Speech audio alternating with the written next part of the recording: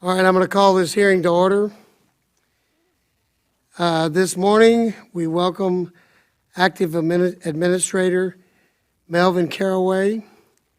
Administrator, thank you for being here today to testify about Transportation Security Administration's fiscal year 2016 budget requests.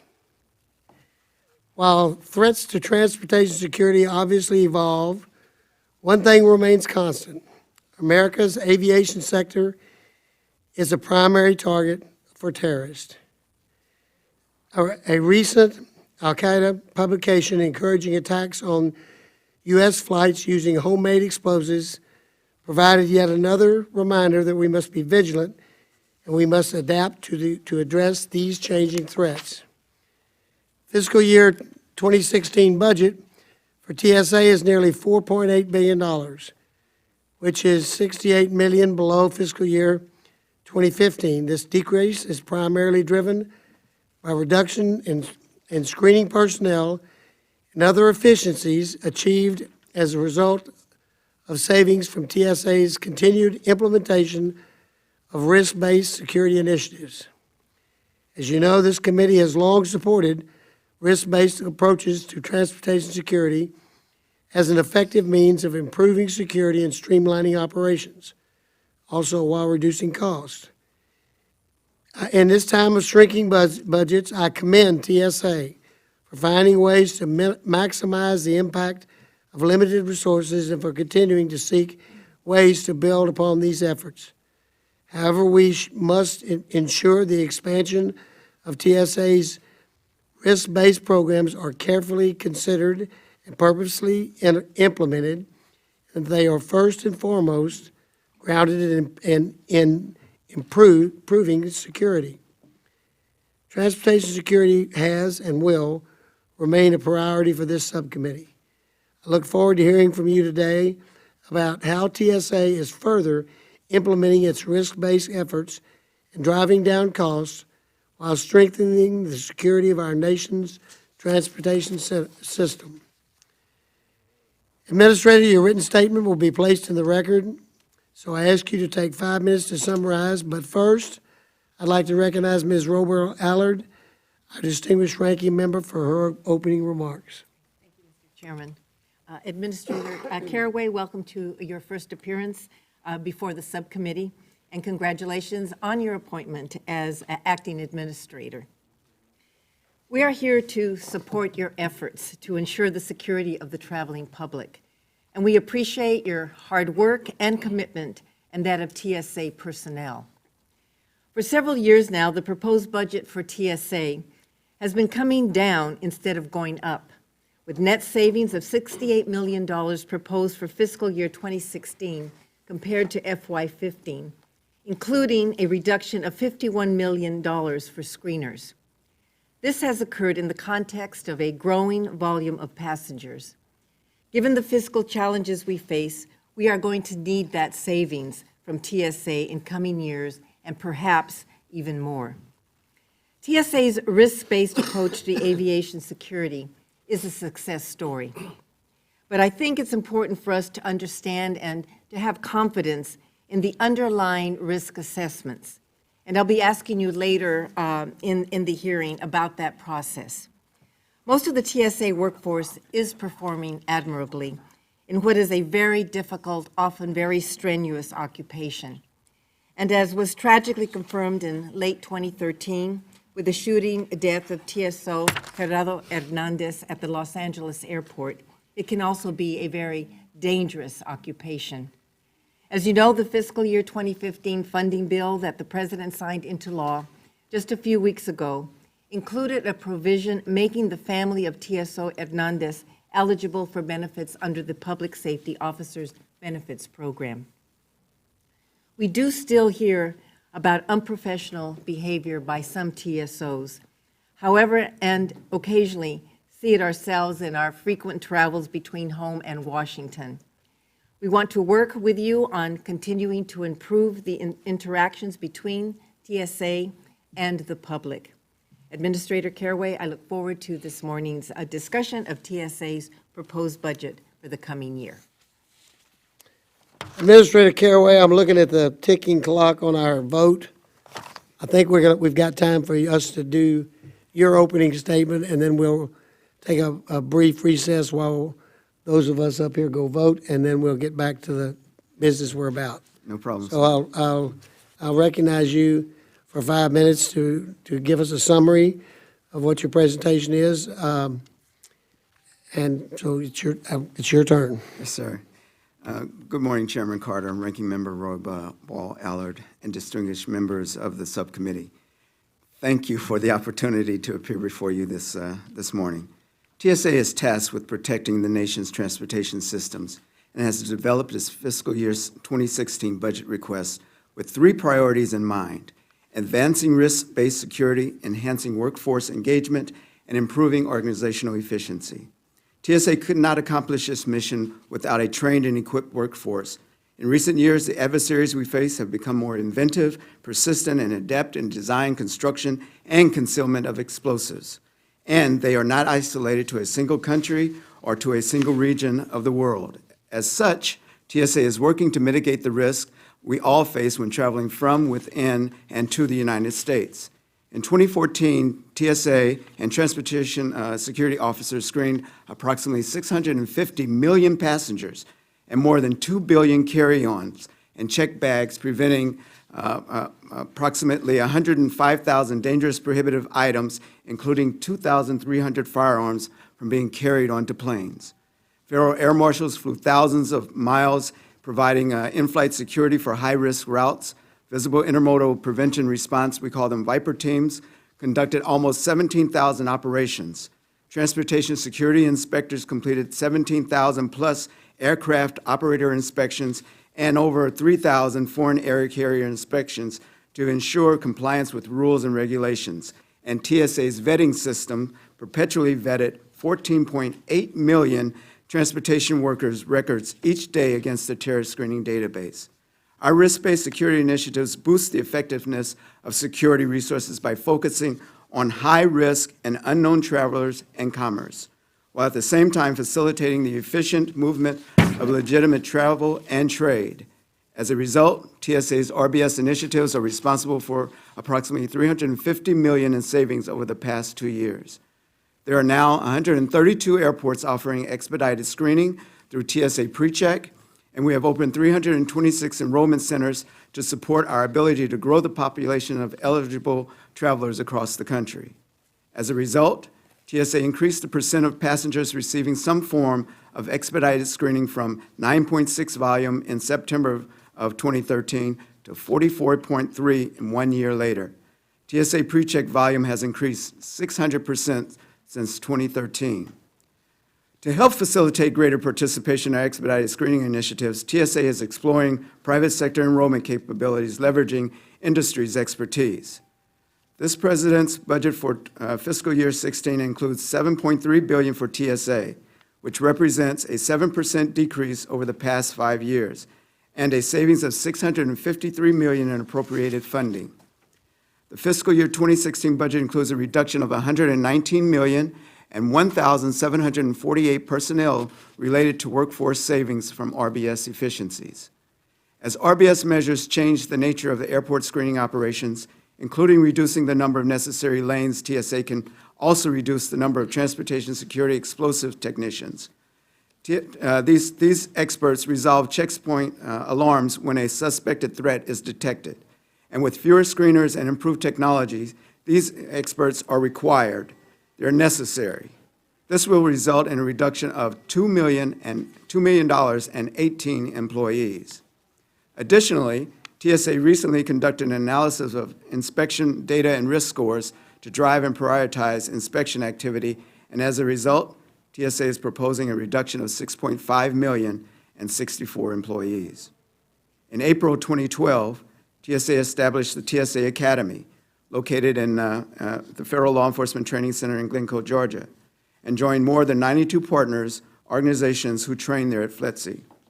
The Academy's initial course offering taught the essentials of supervising screening operations and was led by a dedicated group of instructors and facilitators, including Academy staff, Federal Air Marshals, and FSDs, Federal Security Directors. In support of TSA's effort to further professionalize the screening workforce, this budget request includes $2.5 million to expand the mission essential training at the TSA Academy. The funding will expand training staff to serve more employees and support beneficial follow-on training. The budget request also supports an increase of $5.2 million to hire and train additional FAMs. The last class of FAMs came on board in September 2011, and is again now time for this vital program to be refreshed. As TSA continues applying risk-based security principles throughout the organization, we must also continue investing in the workforce. We need to ensure our future successes. Through hard work and operational efficiencies, we're becoming a smaller, more capable, more professional workforce. Mr. Chairman, thank you again for the opportunity to discuss the President's fiscal year 2016 budget for TSA. I look forward to working with this committee, and I'm pleased to answer any questions that you may have. Well, thank you, Administrator, and good time where we give us a chance to go vote. I hope that everybody will return, and should be maybe, how many votes we got, 2? Probably 30 minutes, 45 minutes at a max. Yes, sir. Okay? We'll try to get back as quick as we can. I'll be waiting patiently. All right, just relax, have a cup of coffee. Yes, sir.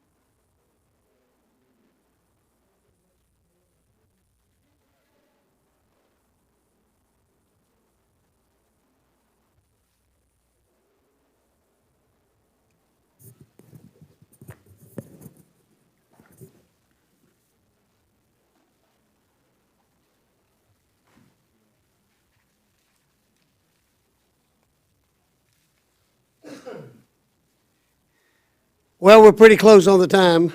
Yes, sir. Said 30 minutes, and that's just about 30 minutes. So thank you for waiting. No problem. We'll try to get through this as efficiently as we can. Yes, sir. Let me start off.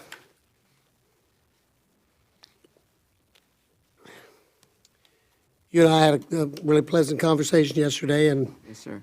as I mentioned in my opening remarks today,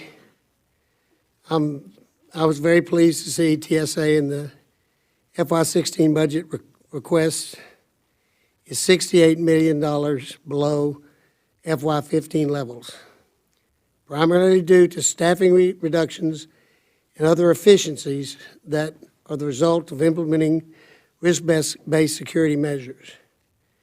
As TSA continues to expand these efforts, do you anticipate additional efficiencies and further the ability to further reduce the number of federal screeners? What metrics is TSA using to project future efficiencies? Thank you, sir. Yes, albeit that the savings that from both 14 and 15 were significant, 15 particularly significant savings, it will be difficult for us to get that amount of savings, but yes, I believe we can get those additional savings. One, by increasing the enrollment in pre-check. We believe there is an initiative there that if we increase that enrollment, that's where additional savings can come from. We believe also by looking at purchasing of technology, networking them together using better acquisition management skills and processes that we've put in place, we can create some savings there as well. So yes, I believe we can, but at the rate of the past 2 years, it will be tough, but I believe we can create some savings.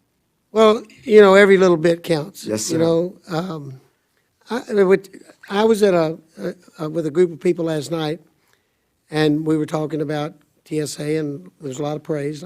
I'll let you know. Okay. But one of the questions that somebody raised, and I asked them, is the ability to advertise this pre-check program.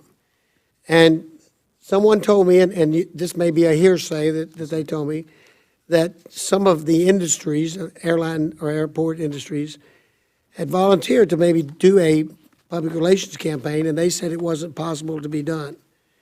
Now, you know, we've put together public-private partnerships already in our Homeland Security Department, and quite honestly, we're having good results from them.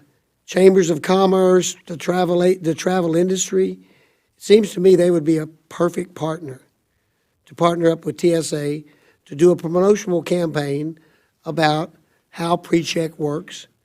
Because, you know, the regular traveling public, they pick it up in rumors and so forth. But this is a program that we're shooting for, as we discussed, around a 50% participation. That's correct. Would you be amenable, or would you look into see if there's any kind of roadblock somewhere that I'm not aware of? Most definitely, sir. As you well know, TSA PreCheck has been the premier initiative of RBS, and we always look for better ways to increase the enrollment. We had recently put out an RFP in regards to third-party options for TSA PreCheck. Due to some technical changes, I've pulled that RFP, but hopefully in the near future here, we'll have that back out. But that was simply recognizing that industry may be better at the marketing effort than we are.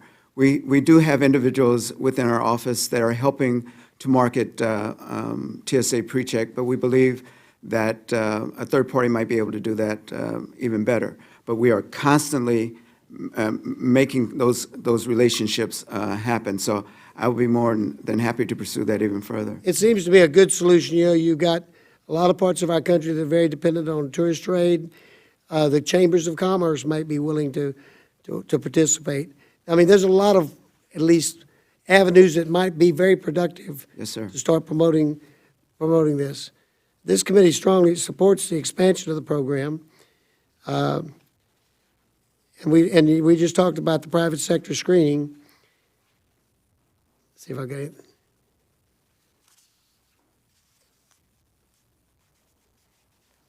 What, do you think we have in place the ability, if we could meet our goal of 50%, to utilize current staff and still meet the what we're trying to do, which is move things along in the pre-check line? Well, I think to get there, and we're close, Mr. Chairman, we're very, very close. And that's why I believe better marketing, increasing with the traveling public and others to market TSA PreCheck even better will get us to that 50%. Okay, Ms. Robert-Allard?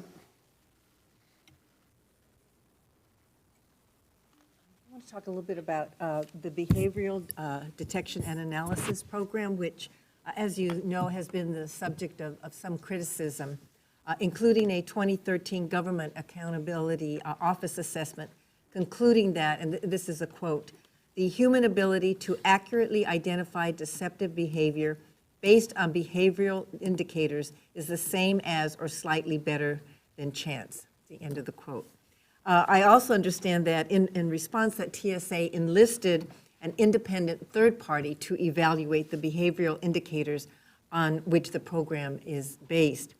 As you know, the FY15 House report also expressed concerns about the program, and we included language in the enacted bill requiring TSA to document evidence within 90 days of enactment that behavioral indicators can be effectively used to identify travelers who may pose a threat to aviation security. Has the third-party evaluation been completed? And if so, what can you tell us about its conclusion?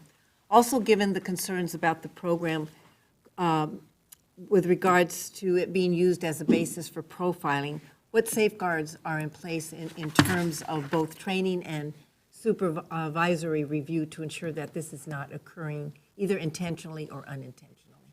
Well, I can tell you the report should be coming to you very, very soon. And we'll get that and discuss it with you as well as others members of the committee. So that should be to you very shortly. Okay. Do you have any idea? Are we talking a month, 2 months? It should be within the month. It should be very shortly. It is being reviewed right now. I know that's occurring. And will that have also recommendations in terms of safeguards, or is that something that you are now looking at and putting into place? I'm looking at inputting into place. Okay. And you'll be able to report to us Yes. what those safeguards Yes. are? And to further in regards to your question, I have over 30 years of experience with law enforcement, and I have a great deal of experience in dealing with behavior detection, both with officers in the Indiana State Police as well as the BDOs. For us in TSA, it is, again, another layer that is utilized, and it's totally agnostic to what the threat is. It provides to us a real layer of security that is indispensable. In regards to profiling, I have disciplined folks for profiling.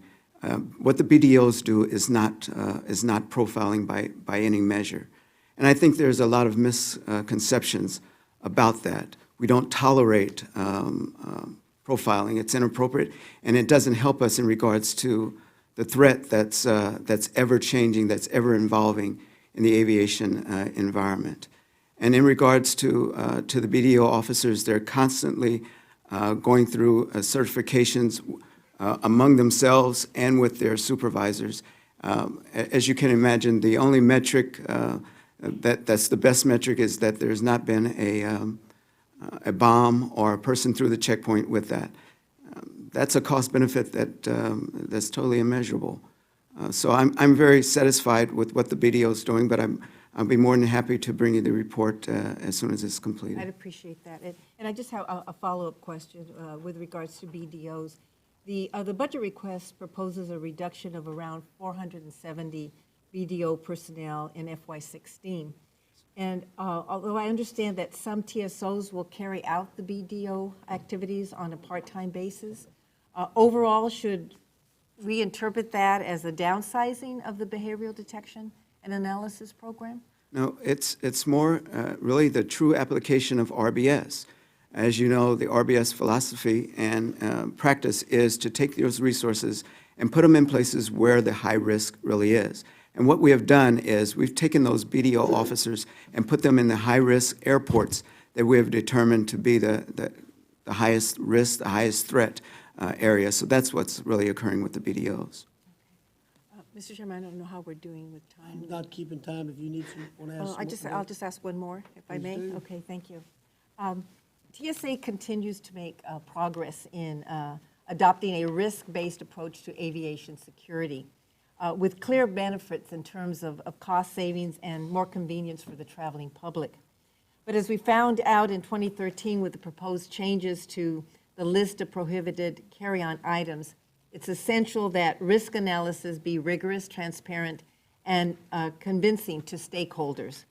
Despite the fact that the International Civil Aviation Organization changed its standards to permit passengers to carry small pocket knives in 2010, the House and many transportation stakeholder groups were not convinced, and TSA was ultimately forced to withdraw its proposed changes. More recently, GAO issued a report addressing shortcomings of the 2013 process and included 2 recommendations for the future. First, GAO found that the TSA did not sufficiently engage external stakeholders, including a failure to solicit input from the Aviation Security Advisory Committee. And second, GAO found that TSA did not actually measure whether airport screeners would be better able to identify explosives if they no longer had to screen for small knives. I understand that TSA is now actively working with the Aviation Security Advisory Committee. Is that correct? Yes. Okay. My question is, does TSA anticipate proposing any new changes to the prohibited carry-on items list? Also, what is the agency's process for considering such changes, and is it part of a routine analysis of the agency's practices, or is it a less formal process? Thank you for that question. There are no changes being proposed or considered at this time in regards to the prohibited items list at all. And there is considerable engagement with the Aviation Advisory Council.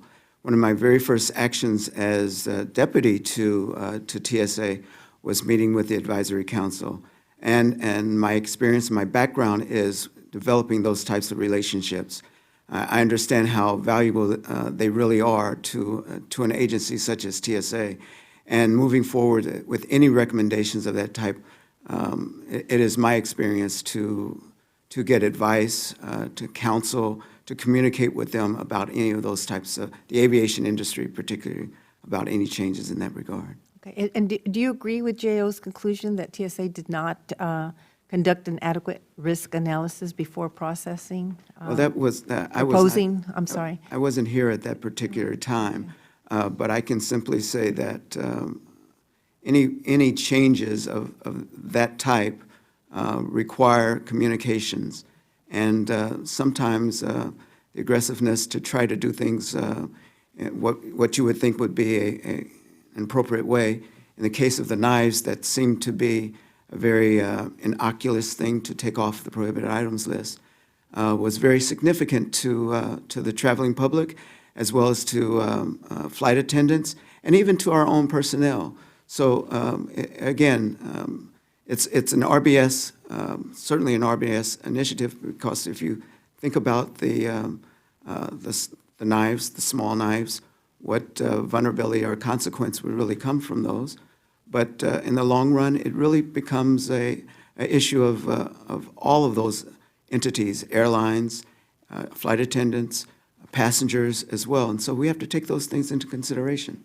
So are you reviewing the risk analysis process? We do that constantly. That's constant. Okay. That's a constant effort with us because the threat changes. All right. Thank you, Mr. Chairman. Mr. Fleshman. Mr. Chairman, thank you. Good morning, Mr. Morning. Administrator. It's a Morning. pleasure to see you again, and I thank you for your patience as we started and went and voted, and it's good to see you, sir. Likewise. Mr. Administrator, I've spoken previously with the former administrator about the Transportation Security Administration's close work with industry since September 11th to stay ahead of the latest threats to our nation. As TSA works to keep the nation's aviation sector secure, I deem it important to maintain that close working relationship. Could you discuss with us today what TSA is doing to learn from international partners as well as other stakeholders with global footprints to gain insight into industry efforts and experiences abroad, and how these lessons could be shared and applied in the U.S., sir? Certainly. With the 200-plus last points of departure in our international domain, we play close ties with those international partners. We have officers from our Office of Global Strategies. They're liaisons with our international partners.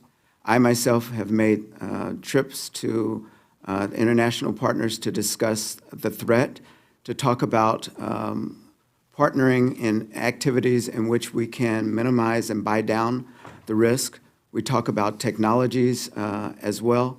That's an important factor because, as I stated in my opening statement, the threat can come from overseas as well, as was indicated by the underwear bomber, the shoe bomber, and others. It is from those points of international departures that the threat may come to the U.S. So it's critical to maintain those relationships, and we do that constantly. Thank you, sir.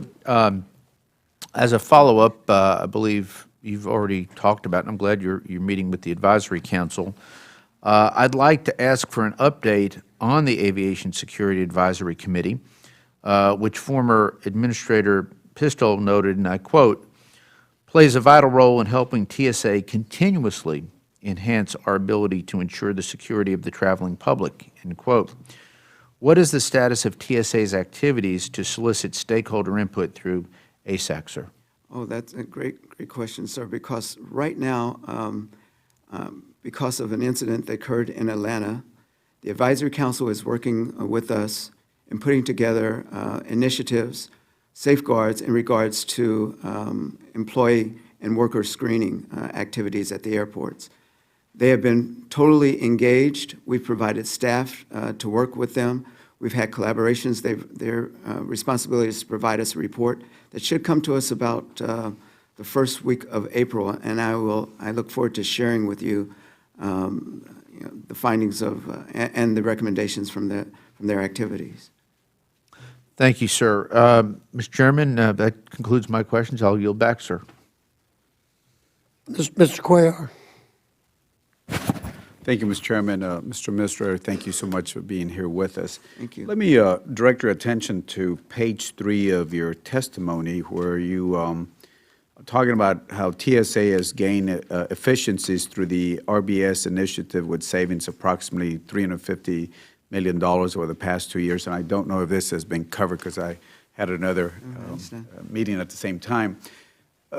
Tell me about that, because I'm really encouraged by that, and I congratulate you. And how in details how do you calculate those $350 million in savings? Thank you, sir. And I know many of you here understand RBS, so I don't mean to downplay any of that at all. But it's really about the risk-based security initiative. For us, it's gone from a philosophy to truly a practice within TSA.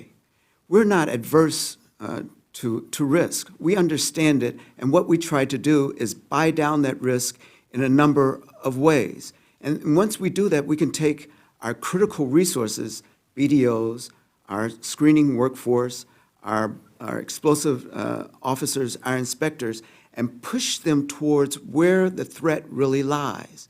And that's what's happened here. Because of the technology that we provide, which is the very best in the world, because of the information and intelligence that's provided through all of the entities in the counterterrorism community that is shared with us each and every day, we're able then to focus our activities away from the low risk.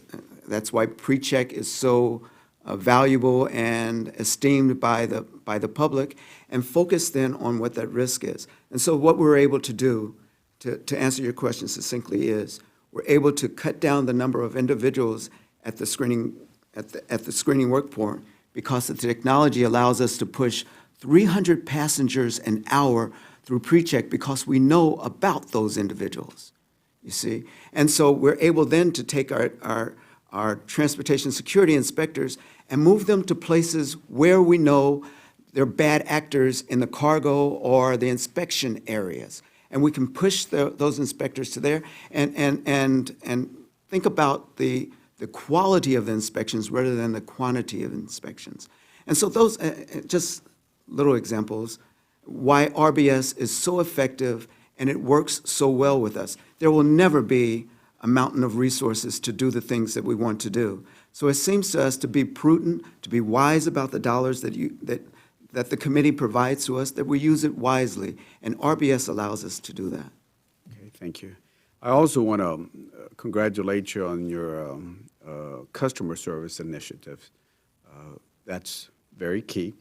I know we're all under pressure, and there are situations that happen at certain times, but I do want to say congratulations. I would ask you also look at what we added some language with the chairman and the ranking members' help to CBP, because the way they were handling folks, especially in the southern border, you got to find that balance between security and legitimate trade and tourism. So I would ask you to just look at what they did, a program called Pride. We announced it in Laredo, my hometown, and then in the McAllen area, the Valley, and they have taken that initiative. So I would ask you to take a look at. Yes, sir. Finally, the last question that I have has to do with, I think it was in 2013, you all got rid of the rapid scan backscatter because of the intrusive. My question is, not into the merits of they were good or bad, but my question was, at that time, and I'm going by memory, they were in a warehouse, it was costing money to keep them there. I asked the previous administrator, well, what are you going to do with them? He says, well, you know, maybe we can work with prisons, maybe we can work with local county governments that might want them. So I reached out and put them in contact with some of my local governments, the jails, and they said, well, you know, yeah, we can get this, but there's a contract tied in that we have to pay a certain amount. So in other words, you get the equipment, but it's going to cost you a lot of money to upkeep, and there was some sort of contract there. So it literally became prohibitive to use them. So it was not really helpful on that. So my question is, are you all still paying warehousing costs? Do you still, I know the contract was cut off, but there was some sort of maintenance contract that was being paid. And then my question is, do you still have any left, and what are you doing with them? I don't know exactly, and I'll follow up with you with that, but I do recall us actually getting rid of a lot of that inventory that was outdated, and I think this committee or another committee was very clear about reducing that, and we did go about the business of clearing out that extra surplus in the warehouse. But I'll get back with you to ascertain specifically what occurred. Thank you so much. You're welcome.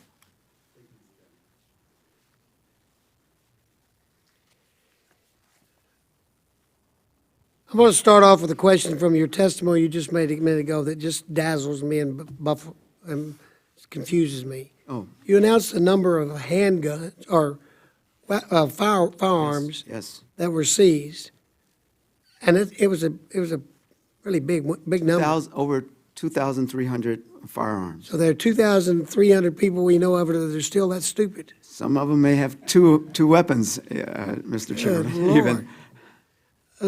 That just, I don't understand why anybody would, maybe if they were seized out of their suitcase, if they checked, maybe I could understand it.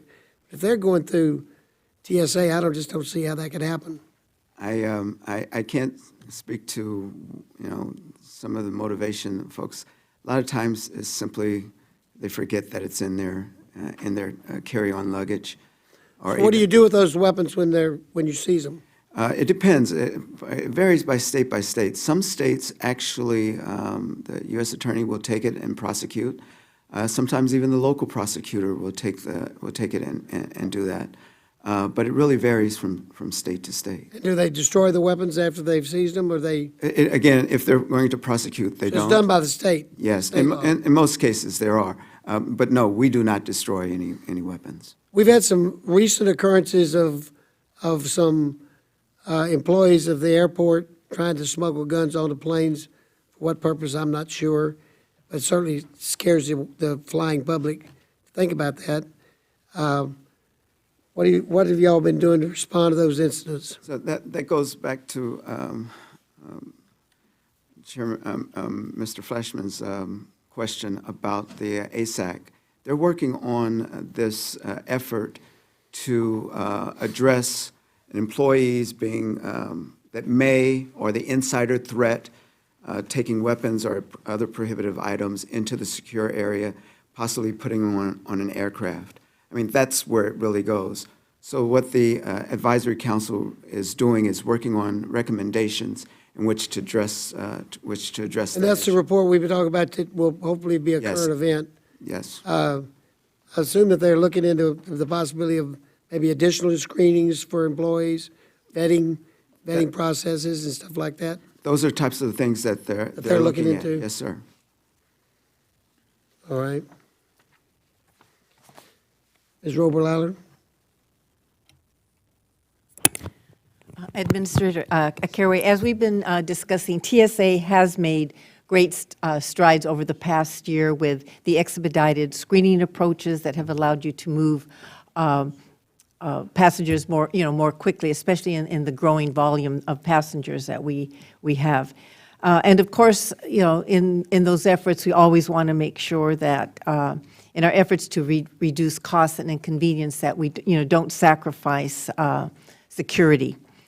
The pre-check program and the inclusion of low-risk populations such as members of the military, children, and the elderly have really been a big part of that equation. But managed inclusion has also been an important factor. As I understand it, managed inclusion facilitates the more efficient use of expedited screening lines when the volume of formally identified low-risk passengers does not fully utilize the capacity of those lanes. And I've witnessed managed inclusion practice in my travels, back and forth to California. And my experience sometimes makes me wonder just how successfully the program is being implemented. But beyond the sometimes difficult logistics involved in managing expedited screening lanes, I want to ask you a little bit more about the basic approach. Based on a December 2014 GAO report, TSA planned to begin testing the security effectiveness of managed inclusion last October. But GAO expressed concern that TSA was unable to show that it had a solid plan for conducting the testing and recommended that TSA conduct the testing according to, and this is in quotes, established evaluation design practices. So has TSA begun testing its managed inclusion approach? And if so, are you confident that the test design adheres to the best practices and appropriate methodologies? Well, quite honestly, I can't speak to that report or the testing methodology that they're referring to, but I can speak to, in a general way, about managed inclusion and what it really brings to the table and how it provides then that other layer of security. Managed inclusion is just another tool, and it's a real-time vetting instrument that is used. What's not seen by the typical public is that when you're put into the pre-check lane, you're getting a better technology screening experience than going through the standard lane, which may include the K9s, which may even include a explosive trace detection on the hand, and could also include an additional pat-down. So the GA report may not have fully understood the benefit of what RBS and managed inclusion really brings. Most people simply refer to it as, gosh, it's another way just to get into the pre-check lane. But it's really more than that. It's really a security posture that provides for us another layer in which to, again, because of the BDO, behavior detection, the canines, and others, we can determine whether this individual, these individuals are low risk and put them into the pre-check lane. Okay. Now, did I understand you say that you don't know whether the testing of the managed I'm not familiar with the is testing. taking place? I'm not familiar with the methodology that they're talking about. Perhaps you could get back to me? Yes, I could do that. On the committee on that? Yes. Because my follow-up question was actually when you anticipated the testing would be completed and have the results. How do you think managed inclusion is working, which I think you've already highlighted that? More specifically, how precisely are you able to fully utilize expedited screening lanes without causing inadvertent delays for the pre-check passengers who have paid a fee and submitted their personal information in order to minimize their time at the checkpoint? And the reason I'm asking that, I have been in the pre-check line many times, and there's absolutely nobody or one or two persons in the other line. Yes. And those who are in pre-check get so frustrated, they just say, forget it, it's worth having to take out their computer and take off their shoes, and they just go in the other line and actually go through faster than those of us standing in pre-check. Unfortunately, yes, I agree that has occurred, but I think it's because those unfamiliar with the process and pre-check taking off your, not taking off your jacket or your shoes, and that tends to create some issues. Managed inclusion is just a tool. It's not something that's used all the time. And as I spoke earlier about increasing the enrollment into pre-check, the idea of using managed inclusion will reduce. It could always be a tool, but the idea of using managed inclusion would sorely reduce because of the enrollment into pre-check. I think maybe we need to do a better explanation at the checkpoint about what really should happen before those individuals get into the lane to help move it along. As I explained earlier, that pre-check lane really is designed to move faster. And occasionally, you get individuals who are unfamiliar with that process. Okay. Would it create a problem if those who were in the pre-check line were able to go into the other line and just go Well, through the same way? You're exactly, and there's nothing to stop you from doing that. No, I mean, but actually go through the other line as a pre-check tourist without having to take out your computer and your shoes and everything else, if the agent is just sitting there doing nothing. It may be able to occur, but I would say typically it'd be difficult. Okay, okay. The 2014 Best Places to Work in the Federal Government report again listed the Department of Homeland Security's 19th out of 19 large agencies considered, with a satisfaction score of 44, compared to 46.8 in 2013. The report listed TSA 305 out of 314 agency subcomponents, with a satisfaction score of just 39.9, down from 43.4 in 2013 and 45.2 in 2012.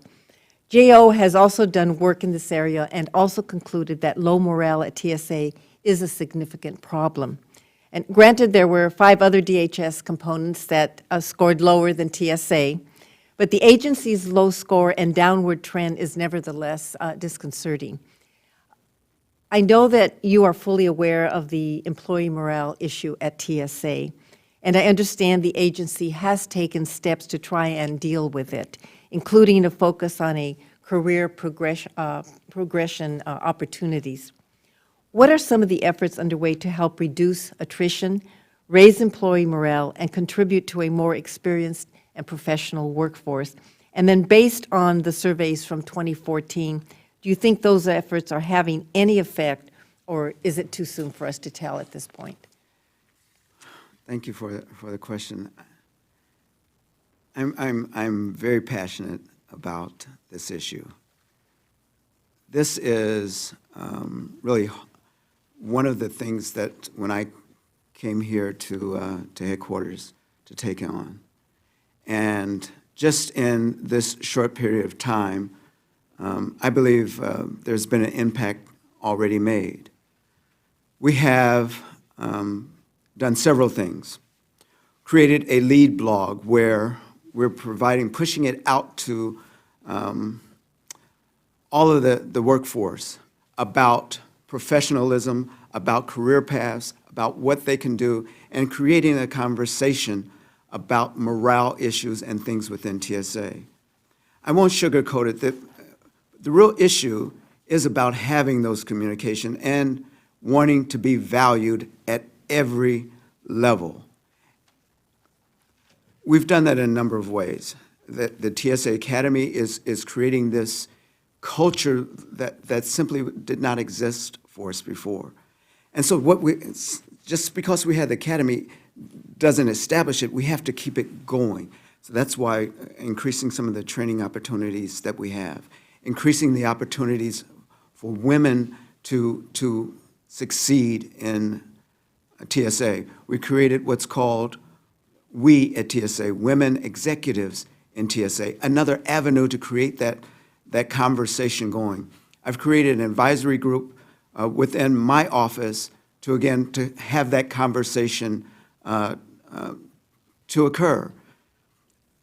In addition to all of those things, being transparent about promotions, how salaries are met and kept, how individuals can go from being a TSO all the way to a federal security directors. It has happened in this agency, and we need to promote those types of things as well. So I'm really passionate about it, and I've taken that on to be one of the main pins of my term here. Okay, and have you been looking at what the GAO recommendations have been also? Yes, I have, and the Fed reports are very important to that.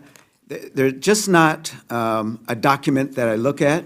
It really sets the framework of the activities that we end up doing. We have what's called the Idea Factory, where ideas come in from the field, and I look at those things and talk about how we're going to utilize that, giving the workforce an opportunity to be engaged, not just from a spectator's perspective, but actually a participant interaction with activities here. Thank you. Thank you. Mr. Young? Thank you, Mr. Chairman. Hi. Thank you for being here today, Mr. Carraway. Thank you. You've got a tough job. You know that. It's a very important job that you have as well. And there's nowhere to go up, though, right? You're 19th right now. Nowhere to go but up.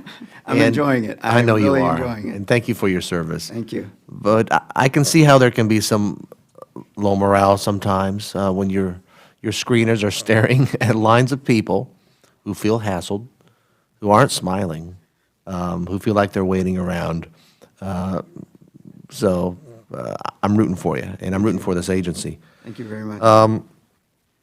What are you trying to do, though, to try to change that public perception of the TSA? You'll probably laugh at this. No, I Before I won't. got here, I looked at what media reports we're getting. We're getting 80% positive recognition from the public for our efforts. That is an enormous change in previous years. I think it's a number of things to do that. TSA PreCheck has changed the passenger experience.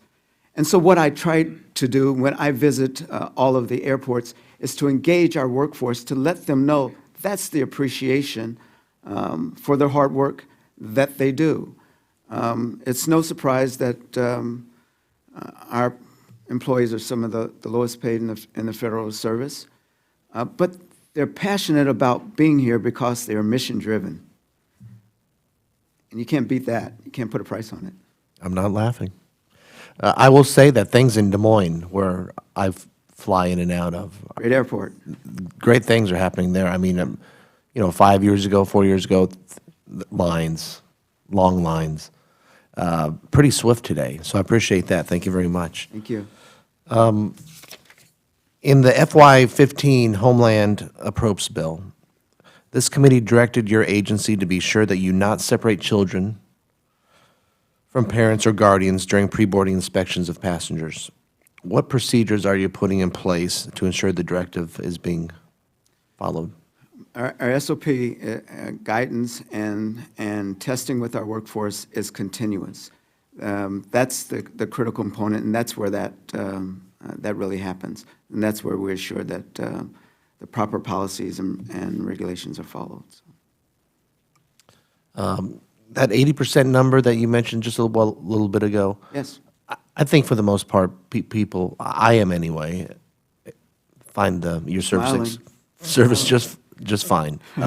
You know, sometimes it's just a matter of the airports are just so big and they're hubs, and there's just more population there.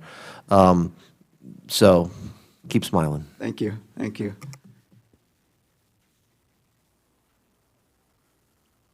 Thank you, Mr. Chairman. Thank you, sir. At this time, I'd like to recognize the ranking member of the Full Appropriations Committee, Ms. Lowy. Well, thank you very much. I appreciate your work this morning, and I'm sorry that there are several conflicting hearings. I would have wanted to be here right on time otherwise. So I do want to thank you, Mr. Chairman and Ranking Member Lucille Roy Bell-Allard, for holding this hearing. And thank you so much, Administrator Carraway, for joining us. Over the last year, we've continued to see savings in aviation security as TSA continues to use risk-based screening.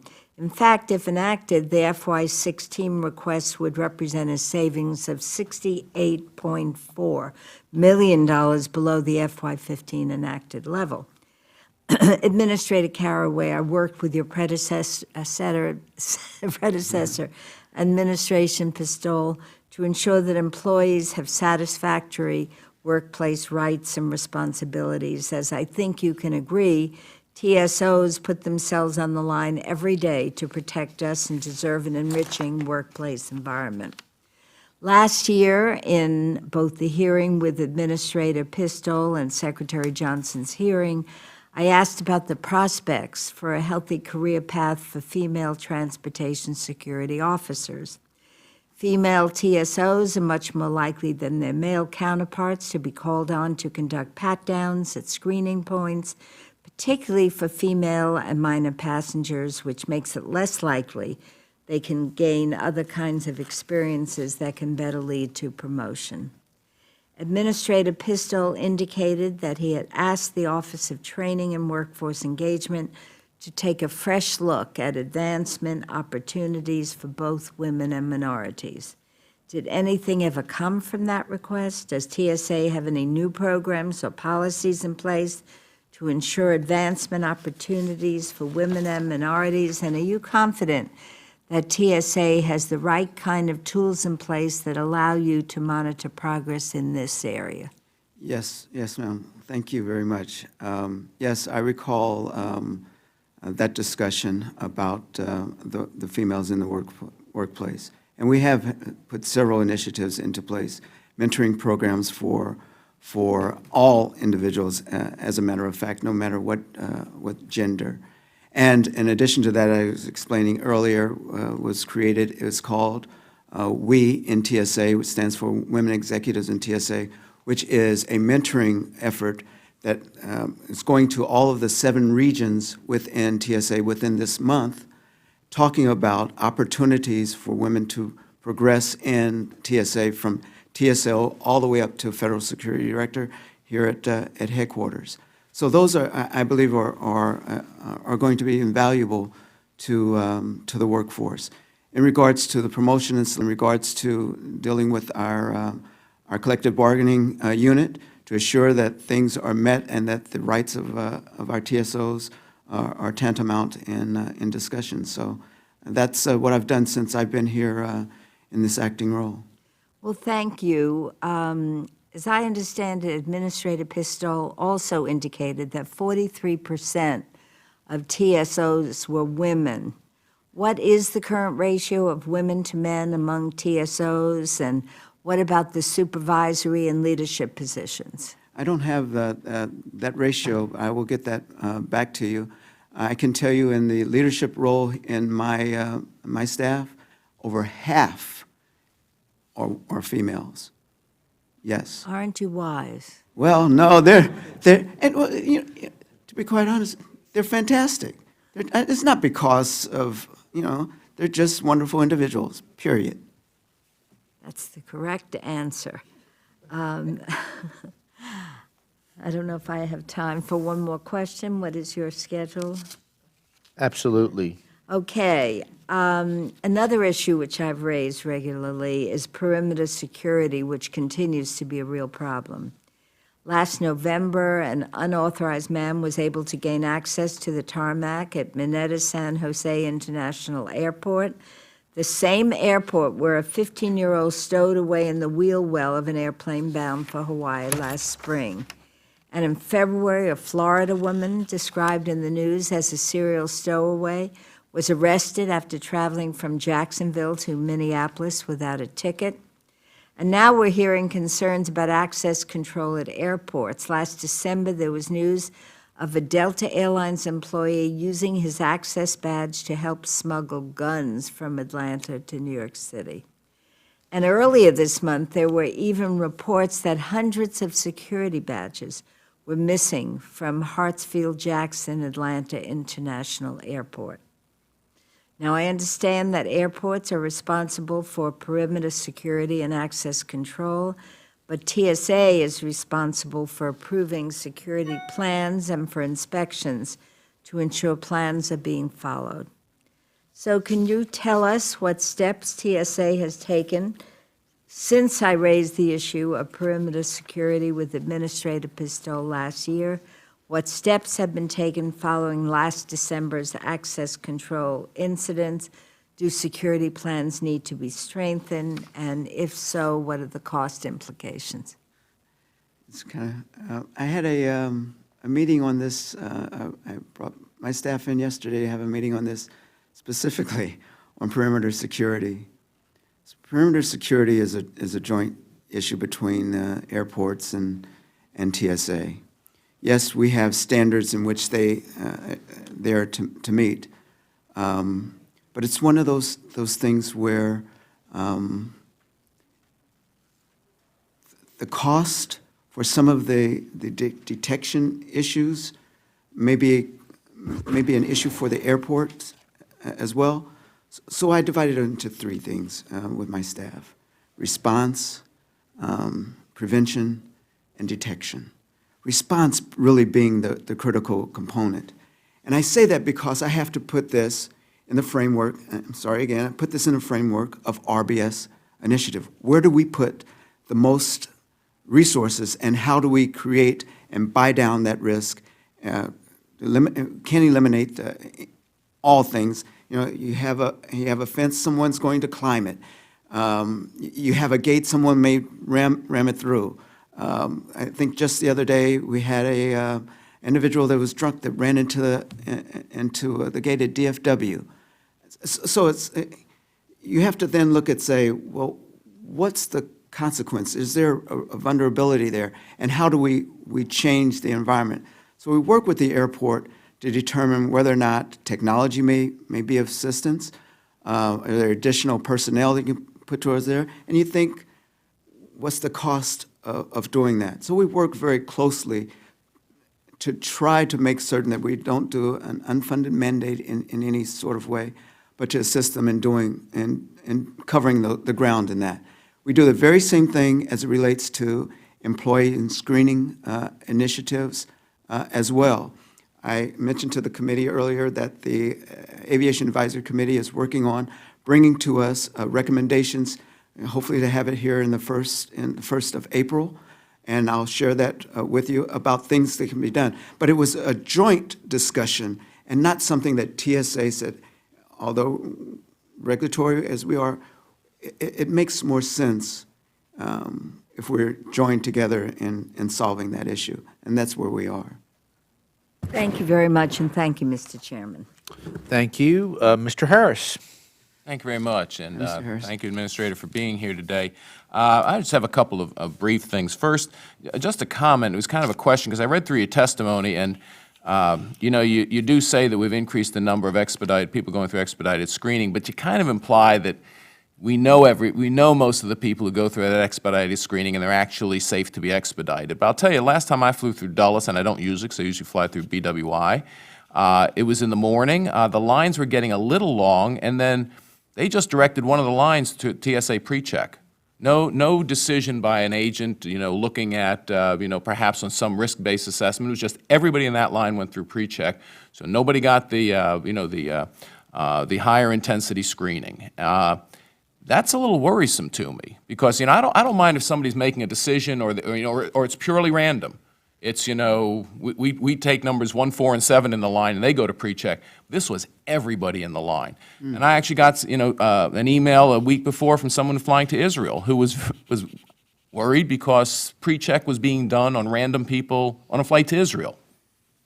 I just got to tell you, that gives me some concern. That's just a comment, and Yes, sir. and I know it's difficult. I know you want to expedite people through, but I think we have to be certain the people who are expedited, there's a reason for them, and it's not just, gee, the other line is too long. Yes, sir. With that. So anyway, but the one thing, and I'll be brief, is one thing that bothered me a little bit, and this bothers me across the government, is when we collect a fee from someone, we actually ought to use it for that purpose. So in the budget, there's a line about the fee increases to the aviation passenger security fee that's planned. The TSA plans to submit 2 fee proposals. Sir. And you actually use the word adjust. It's not adjust. Both of them increase the fee. So, why don't we just use the English language the way it's supposed to be used? TSA wants to increase these fees. I understand it because, the fee that we collect from passengers doesn't fully cover the cost. I get it. The disturbing thing is it says that in fiscal year 16, we want to raise the fee, then take that $195 million and put it to the general fund for deficit reduction. And I got to tell you, if we tell an airline passenger their fee is going to a security, it ought to go to security. Let's just be honest about it with people. That's why people don't trust us, because we use words like adjust when we mean increase, and then we say, well, for the first year, we're just going to put it to a deficit reduction fund. And then there's very, very ambiguous language about what happens after that year, where some goes to the deficit reduction and some goes to begin to provide discretionary offsets for aviation security with no specifics about it. But we're dealing with hundreds of millions of dollars. We're dealing with an industry that's just recovered, and thank goodness our American airline industry has returned to profit, and people are generally happy with the way things are. Again, it's just a comment. Why would you put it to deficit reduction and not actually put it to airline security? It's just a question I've got to ask. I don't have an answer to that one. Okay, and thank you for being so brutally honest. Thank you, Mr. Chairman. I yield back the time. Thank you. Mr. Administrator, thank you for being with us today and for answering our difficult questions. I know you have an arduous task. We wish you every success in your endeavors as you work to keep us safe with TSA. And with that, we're going to conclude our hearing. Thank you so very much. Thank you all. Thank you. Thank you. Good job, Scott.